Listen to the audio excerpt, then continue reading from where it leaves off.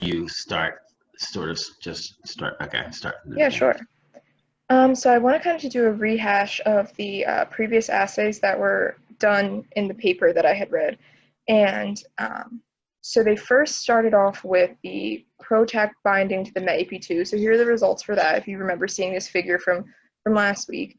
It kind of shows how at different concentrations that of the PROTAC that the METAP2, the PROTAC was able to bind the METAP2, and that, you know, when ovallicin was added, that it did interfere here, that it did interfere with the binding of the METAP2.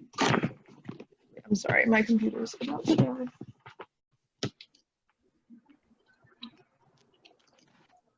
Okay, so then the second figure kind of talked about how the PROTAC guided the METAP2 to the SCF, and that was done with these control beads that were coated with the component of the E3 ligase, which was the beta TRCP. And yeah, and you can see by the different, the change in the molecular band shift is how you can see that that these things did work. So then the next portion of this, so I guess kind of the last portion of the PROTAC scheme, is the PROTAC being able to mediate the ubiquitination of the METAP2. And so how they did this was they took these anti-flag beads and they put them in a mixture in the PROTAC and the METAP2 mixture. And they either had mock beads or beads that were coated with the beta TRCP. And they also had, also what was on the beads, I guess, was it was the beta TRCP, it was ATP, the METAP2 and the PROTAC complex, and E1 and E2 and ubiquitin. And then they kind of took these, they kind of tested different variables on the results that they got. So this is kind of the general, you know, outcome of what happened. So you see here, this is where they had the mock beads, which is kind of like the control group. And then you have here with the pluses, and those are the beads that were coated with the component of the E3 ligase. And so what you can see here, so after incubation and a Western blot analysis test, basically what they found that this figure was measuring is that when, you know, when proteins are added, in this case ubiquitin, that the molecular band shift is going to get higher. It's going to change because you're adding more weight. So what you can see here by these two different smears is that, you know, the ubiquitin was able to tag onto the target protein, because you're seeing that, you know, more ubiquitin, so more weight, so then the higher the molecular band shifts. You can kind of see this here with this chain, that when when the target proteins tag with this ubiquitin, it creates a chain of ubiquitin, so then the molecular weight increases. Nice. Okay. So then here, this is one of the kind of, when they started to test some sort of variables. So if you can see here, where it says ME in the ubiquitin line, that just means it's a methyl ubiquitin. So it means that it's one ubiquitin added in comparison to just the chain. And, you know, the lane 1, it kind of, it's not really a control group, but it kind of is, because it doesn't have any E3 ligase components in it. It has one ubiquitin, and there's no additional IVP or OVA. There is the METAP2 and PROTAC complex, but nothing's going to happen because there's not even E3 ligase.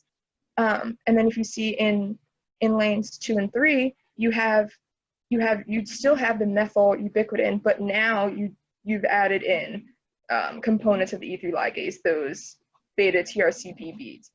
And what you can see, like around this section, is that there's sort of this jump, and that's indicative that ubiquitin has been added onto the scheme, because, you know, more weight, there's more weight on the PROTAC.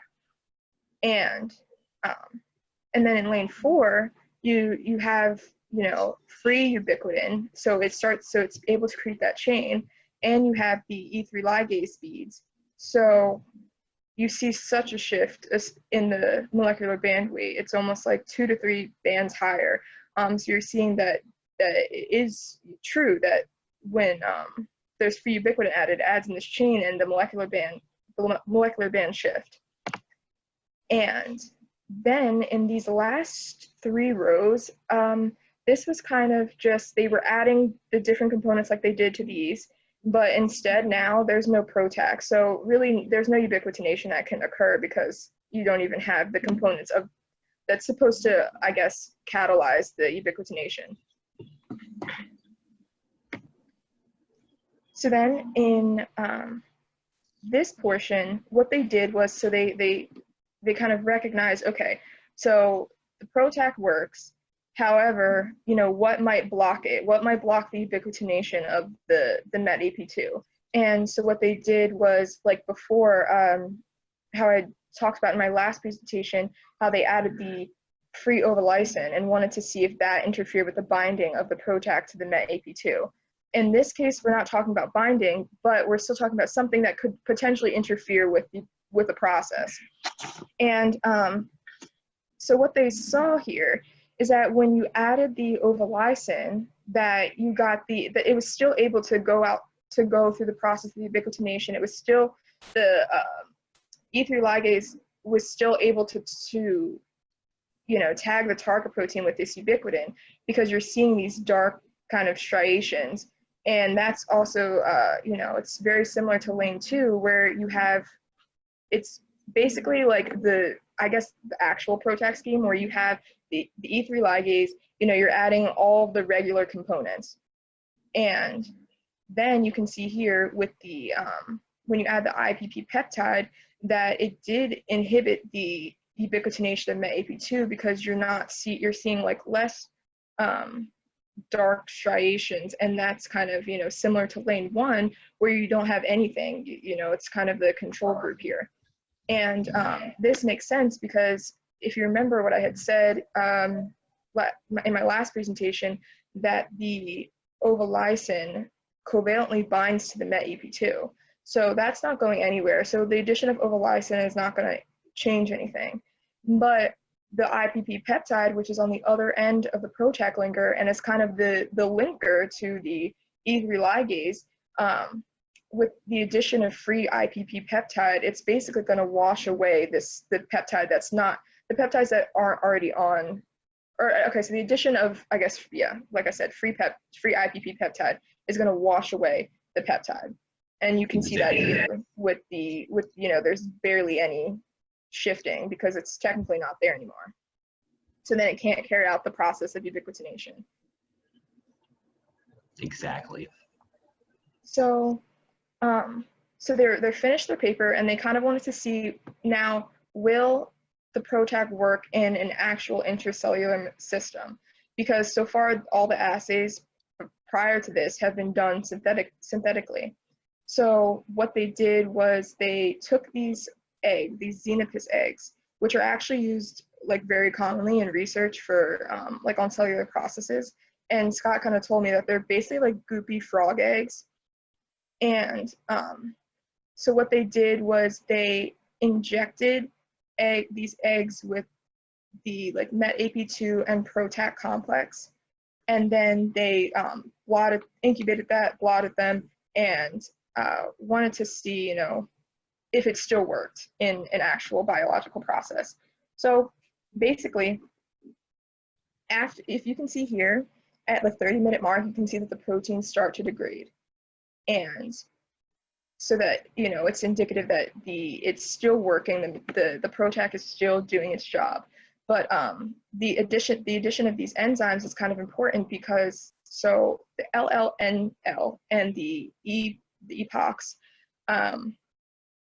these are basically chemical inhibitors for the degradation of the MET-AP2 PROTAC from the egg's actual cells. So it's just ensuring that the MET-AP2 and PROTAC complex doesn't actually degrade in their own cells.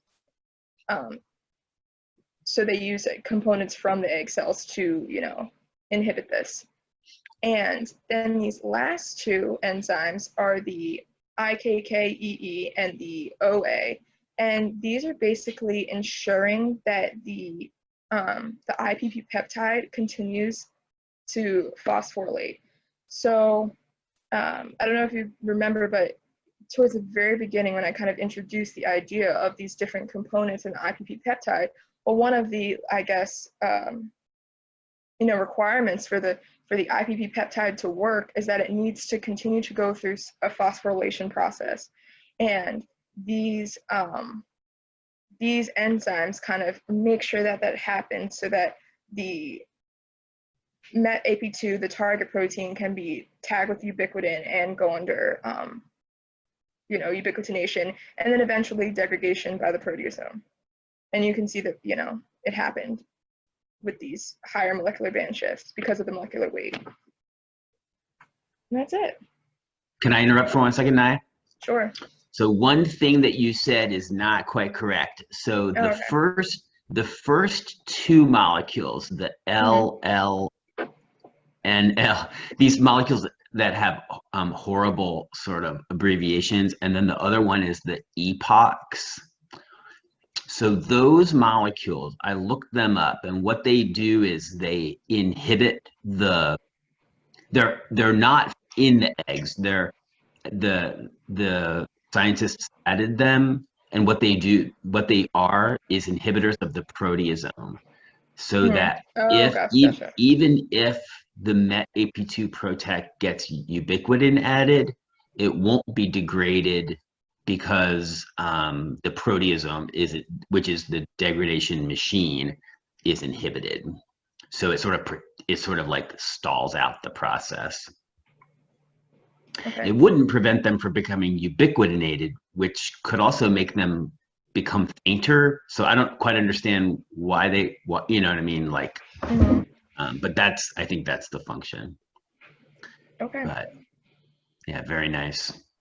I think, I don't know how you felt about this. Oh yeah, I don't know how you felt about this, Naya, but to me, like this first PROTAC paper, it seemed like the data were like kind of messy, and like you had to like really squint sometimes pretty hard. You know what I mean? To convince yourself that like what they were saying is like, yeah, I guess so. And then it needed all this like, I don't know, it was like contrived, and like the IPP peptide had to have a phosphate group on it. So they had to like always worry about that. And like, I don't know, it just seemed like. Yeah, like especially with this last part, it's kind of like, okay, it works in actual cellular systems, but with all of these like modifications to it. Yeah. So, like, is that like kind of, I don't know, I feel like that is not effective sometimes, or that might be hard to actually carry out in real life.